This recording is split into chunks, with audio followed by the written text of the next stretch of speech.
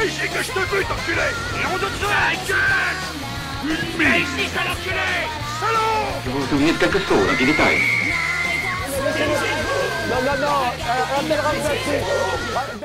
Salut tout le monde! Salut! Ce soir on va encore mettre le feu car c'est vendredi soir et le vendredi on se défoule. Ça fait du bien.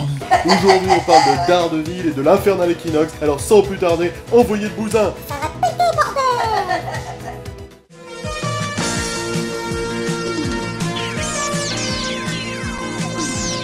Ma lecture de la semaine est ce remarquable album de chez Panini, l'intégrale 1964-65 de Daredevil. Il regroupe les 11 premiers numéros bimestriels de Daredevil, et on y voit comment le héros est encore en devenir avec un mal de chien à trouver son identité. Il voit pas bien où il va, le gars, hein.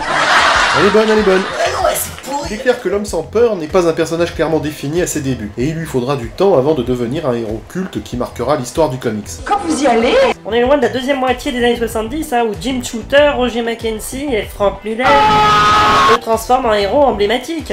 Mais en fait... Dans cet album, il est intéressant de voir justement la valse des dessinateurs qui se succèdent d'épisode en épisode. La première aventure est dessinée par Bill Everett, contacté à l'arrache par Stan Lee, qui a besoin d'un dessinateur. S'inspirant d'une esquisse de Kirby, Everett se met donc à la tâche sur ce premier épisode.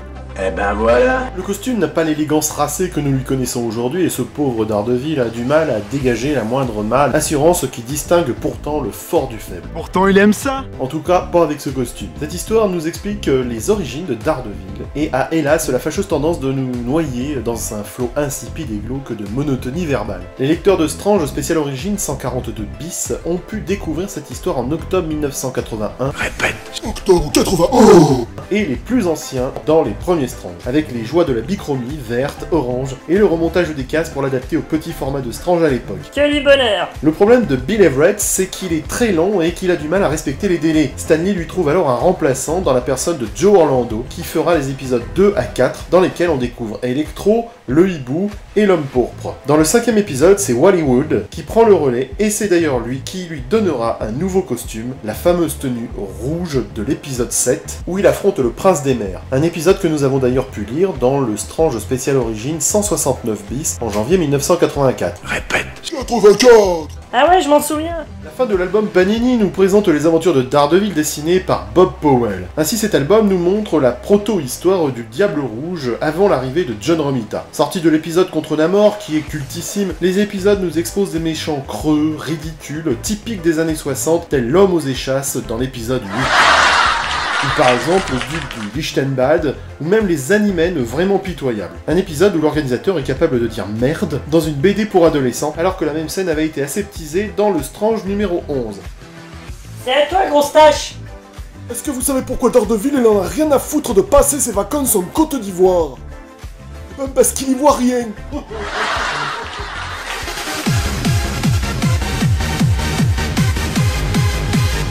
Bref, malgré des aventures creuses et un costume pas très swag, il est intéressant de lire cet album. c'est vraiment super. On peut y voir l'évolution et le tâtonnement du personnage à ses débuts. Je vous le recommande pour la curiosité qu'il représente. Et pour finir avec l'homme sans peur, je vous montre aussi sa figurine en plomb, toujours chez Eagle Moss, mais c'est surtout cette figurine tirée des guerres secrètes dont je suis le plus fier. C'est mieux, non? Elle est encore bien conservée par le temps. Un peu comme toi, zombie. Merci, ça c'est gentil. Ouais, je le pense. Bon, allez, enchaînez les gars là, oh.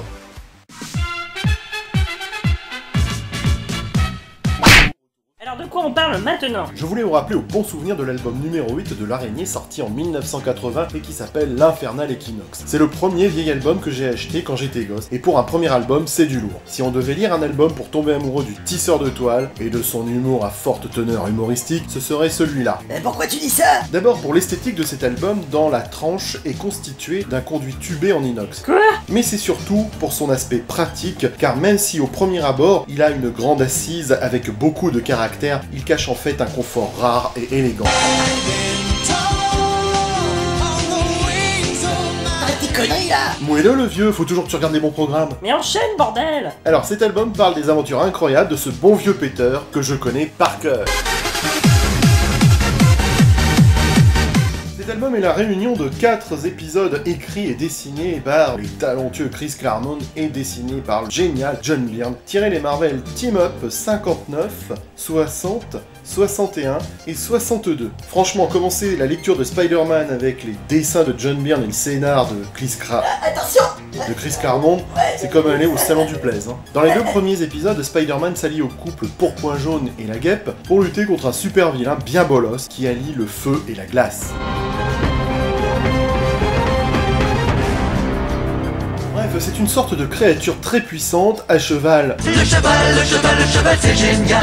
Cheval, disais-je, entre la torche et Iceberg. Franchement, quand tu lis ces histoires, ça passe crème. Ah ouais, grave. Bon, franchement, y a rien à dire sur l'adaptation de Lug qui n'a pas coupé beaucoup de scènes. D'abord, il y a le moment où la Guêpe est en petite tenue et elle n'a pas été censurée pour une raison étrange. On a juste décalé la bulle sur le genou pour ne pas montrer l'exquise sensualité de ce genou tentateur. C'est déjà une surprise hein, quand on connaît la pudibonderie de la censure bolchevique et catholique de l'époque. Et puis les combats ne sont pas censurés. Quelques onomatopées sont enlevées, mais c'est pas traumatisant, comme vous pouvez le constater. Et c'est vraiment moult babioles et flagonneries à l'image de cette explosion, ou par exemple avec ce coup d'équinoxe quelque peu silencieux. Par contre, la boucherie débute vraiment dans le 3e épisode, où Spidey associé à la torche lutte contre le Super Skrull. Un Super Skrull qui a connu un lifting raté par Lug, comme en témoigne sa première apparition et la version originale. Il a l'air plus constipé, hein. Ouais, tout au long des pages, il est relifté, comme ici, où il perd de sa superbe en trogne maflue,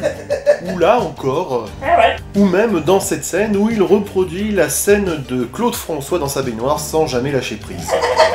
Bref, notre gros bolos a l'esthétique communiste sur certaines pages, comme ici, est capable de se prendre une décharge sans beugler, comme le montre Lug dans cette case, alors que dans la version originale, il exprime sa petite douleur anale par un ARG qui montre que ça pique un peu. Dans le 4e récit, Spidey est associé à Miss Marvel, et là, Lug a une conception quelque peu sexiste de la guerrière Kree, puisqu'elle cogne moins fort que le Skrull. Résultat, elle passe pour une zadiste de Notre-Dame-des-Landes face à un CRS casqué et besogneux. Oh, reste tranquille là, tu peux pas tester. Non sérieux, ça change tout dans la violence du combat. Prenez par exemple cette formidable pêche que Miss Marvel inflige dans la VO. Ça cogne grave. Et bah chez Lug, Miss Marvel tape comme une lopette et ses coups ne font pas beaucoup de bruit. Ils sont donc moins puissants comme en témoigne la disparition de l'onomatopée qui pourtant fait toute la différence. Notre Skrull, toujours aussi aseptisé de la tronche chez Lug, comparé à la version originale, a la galanterie de frapper lui aussi sans bruit avec la guerrière Kree. Ah ouais, y a pas le boc. Et la demoiselle frappe toujours aussi silencieusement sur les pages suivantes comme en témoigne cette case de l'album, alors que sur l'original, ça pète sa race. Et même là, c'est silencieux, alors que là, ça fait tam. T'as dit Tam? Oui, j'ai dit tam. Bref, malgré ces quelques petites retouches sacrilèges de Lug, l'histoire ne perd pas de sa qualité et les dessins sont magnifiques. Et c'est pour ça que je voulais vous rappeler à ce bel album numéro 8 qui vaut vraiment le détour.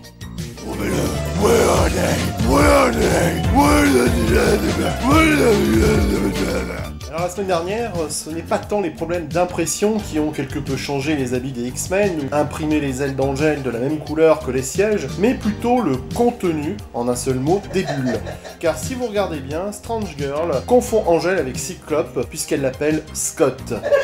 Et on passe au bug d'aujourd'hui avec cette image de la Guêpe qui a un léger problème alors qu'elle est de taille humaine. Saurez-vous le trouver? Là, c'est pour les spécialistes. Le cheval, c'est génial. Voilà, cette émission est maintenant terminée. N'hésitez pas à me mettre un petit post-blow pour m'encourager car j'ai travaillé dur sur cette vidéo. On se retrouve dans pas long. Mille merci pour votre soutien hebdomadaire, ça me fait chaud au cœur. A bientôt les geeks pour de nouvelles flagonneries marveliennes. Salut! Le cheval, c'est génial. Je sais où tu te caches. Viens ici que je te bute, enculé.